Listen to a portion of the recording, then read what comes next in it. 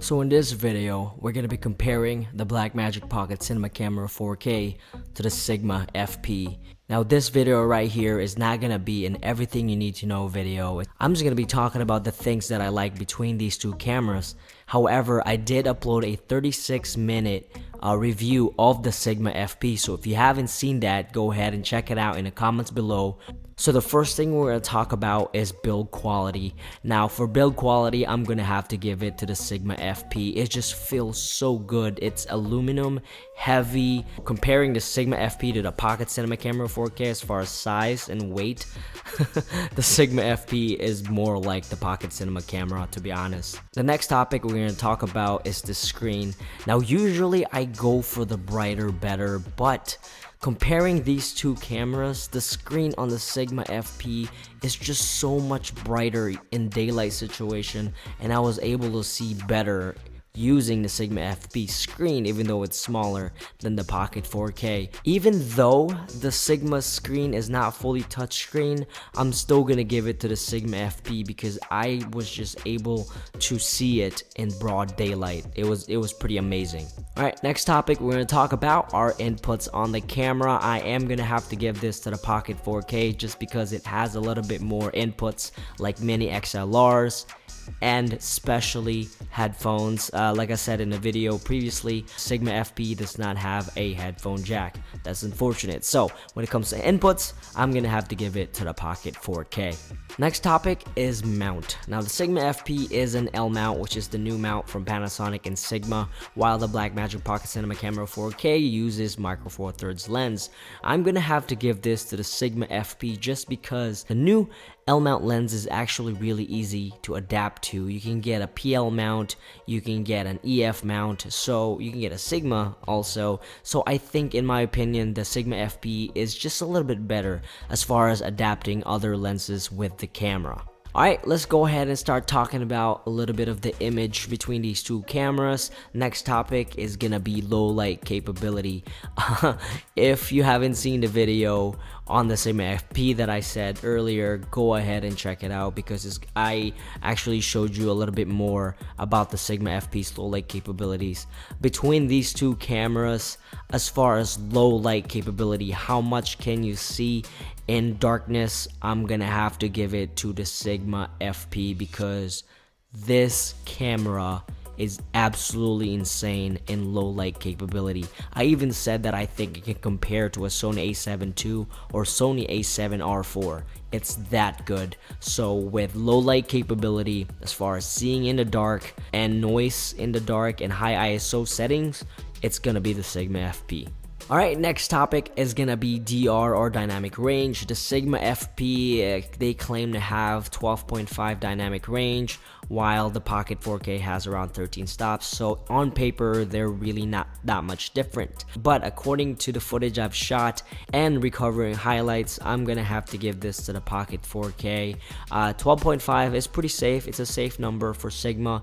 But as far as recovering highlights, the Pocket 4K can definitely recover more highlights and more detail than the Sigma FP. So when it comes to dynamic range and highlight recovery, the Pocket 4K will win.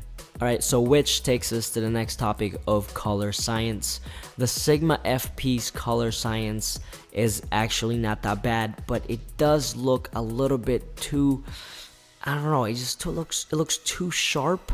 For me, it looks really, I don't know, it just doesn't have that film look. But as far as color science go, I'm gonna have to go with the Pocket 4K. Which, again, will transition to color profiles. The Sigma FP has a lot of color profiles. If you want to see every single one of them, check out the previous video that I've been talking about because I shot with all of them. But it is lacking one thing, which is a flat log raw profile. You can shoot raw with this camera, but when you take it in post, it's gonna be Rec 709 and you're gonna have to convert it to whatever you want. So when it comes to color profile, even though the Sigma FP has a lot more than the Pocket Cinema Camera 4K, I am gonna have to give it to the 4K just because you can access that raw flat no colors whatsoever and start from scratch. So with color profiles, to me, a flat profile is better than all of the Sigma FP's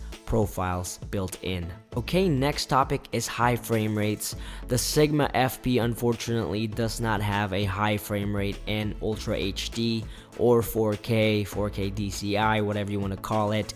You can only shoot high frame rates in 1080p, so that kind of sucks. Unfortunately, nowadays, there's just so many cameras that shoots 4K at least 60 frames per second or even 50 frames per second. So when it comes to slow motion, I'm gonna have to give it to the Pocket 4K because you can shoot 4K up to 60 frames per second. Then 1080p has 120 frames per second in ProRes and BRAW. So slow motion, I'm gonna have to give to the Pocket 4K.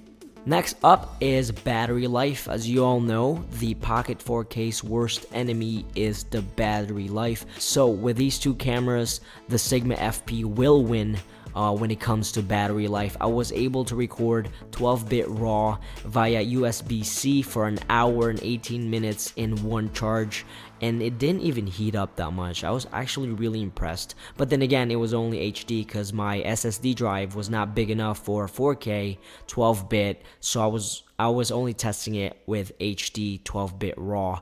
Alright, next up is rolling shutter. If you're one of those people who like that Bourne Identity pan whip kind of style of filmmaking, so for rolling shutter, I am gonna have to give it to the Pocket 4K, but not by much. If you see this comparison that I'm showing you, you are gonna see that the Pocket 4K is just slightly better. Okay, and last thing we're gonna talk about is the extra features between these two cameras. If we're going to talk about extra features, I am absolutely going to have to give this to the Sigma FP because the Sigma FP is a pretty legit stills camera as well. I had so much fun shooting Christmas card pictures and Christmas photos with the Sigma FP. So when it comes to extra features, I'm gonna have to give it to the Sigma FP because, as we all know, the Pocket 4K can shoot stills, but man, that Sigma FP is pretty nice. It's such a great walk around hybrid camera.